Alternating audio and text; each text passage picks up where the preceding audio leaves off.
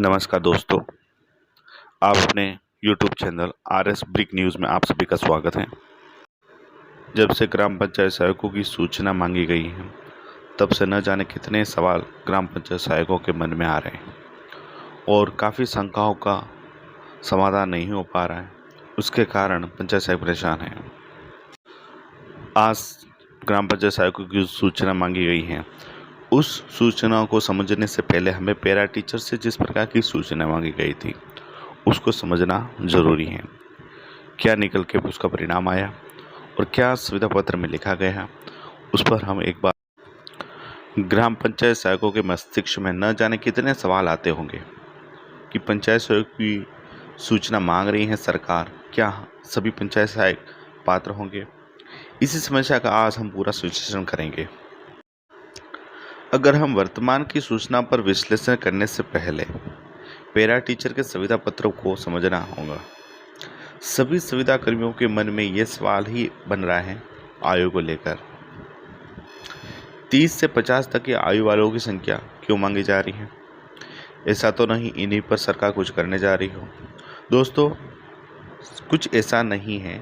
सरकार जो भी करेगी वो इस तरह से कार्य कर रही है कि आगे जाकर किसी भी सुविधा कर्मी को परेशानी का सामना नहीं करना पड़े। एक बार हम पैरा टीचर सुविधा पत्र को समझने की कोशिश करते हैं।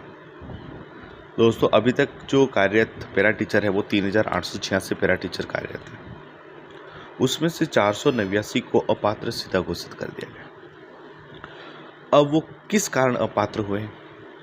आयु को लेकर हुए, या 2 से अधिक संतान होने के कारण, या शैक्षणिक या प्रशैक्षणिक योग्यता को लेकर हो सकता है। अब रहे हैं 3397 पैरा टीचर शेष रहे। 3397 में से अगर देखा जाए तो अभी तक सरकार ने 1567 को ही पात्र माना है। वो इस नियमों के अंतर्गत आ रहे हैं, यानी कि जो सुविधा पत्र के जो नियम बने हैं 2022 में, उसमें 1567 फिट बैठ रहे हैं। अब रही बात 1830 की, जो शेष बचे, क्या उनको बाहर कर दिया जाएगा? नहीं दोस्तों, हम बताते कि वो अपात्र नहीं है, कि वह अभी तक अपात्र नहीं है, बल्कि सीधे जो 489 अपात्र घोषित किए वो अपात्र हो सकते, लेकिन अभी 1830 जो बच्चे हैं वो अपात्र नहीं माने गए अभी तक। बल्कि सरकार ने एक पॉइंट भी रखा है कि संविदा नियम के अंतर्गत 1 जून 2002 को 2 से अधिक संतान होने पर अयोग्य पाए जाना, या शैक्षणिक प्रशैक्षणिक योग्यता आदि को लेकर भी अयोग्य मानना आयु से संबंधित हो सकता है। लेकिन अगर आने वाले समय में संतान संबंधी नियम में अगर छूट देती है, या शैक्षणिक प्रशैक्षणिक योग्यता में अगर छूट देती है, या आयु से संबंधित किसी प्रकार की शिथिलता दे दी जाती है, तो हो सकता है कि सभी पैरा टीचर इसमें शामिल कर लिए जाए। सरकार ऐसा कभी नहीं करेगी कि 1567 कर्मचारियों को ही पात्र घोषित कर दे और बाकी अपात्र घोषित कर दे। ऐसा नहीं करेगी।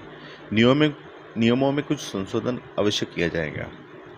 सरकार चाहती है कि इस सुविधा पत्र में किसी प्रकार की त्रुटि न रहे, जिससे आने वाले समय में सुविधा कर्मियों को परेशानियों का सामना करना पड़े। हाँ, हो सकता है कि 21 से लेकर 50 वर्ष तक या 40 वर्ष तक की आयु मान सकती है सरकार। हो सकता है अधिक आयु वालों को परेशानी हो सकती है इसमें।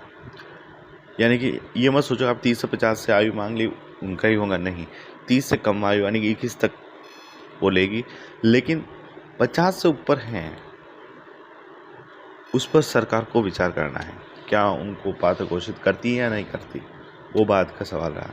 लेकिन 30 से कम है या 30 से 21 के बीच में है, उनको ऐसा नहीं कि वो अपात्र घोषित हो, बल्कि वो पात्र ही हैं, उनको भी सुविधा नियमों के अंतर्गत लिया जाएगा।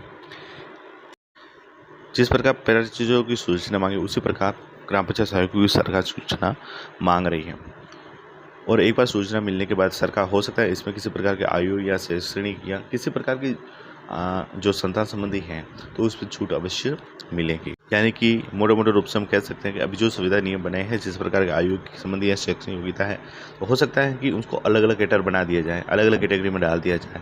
इसलिए सरकार एक बार आंकड़े जुटा रही है। आंकड़े जुटाने के बाद उस पर विश्लेषण किया जाएगा। उसमें अगर नियम संशोधन कहीं करना है तो वो संशोधन अवश्य करेगी और उसके बाद आगे का काम होगा। दुख की बात है कि अभी तक सरकार संविदा कर्मी ही बना के हमें रखना चाहती है।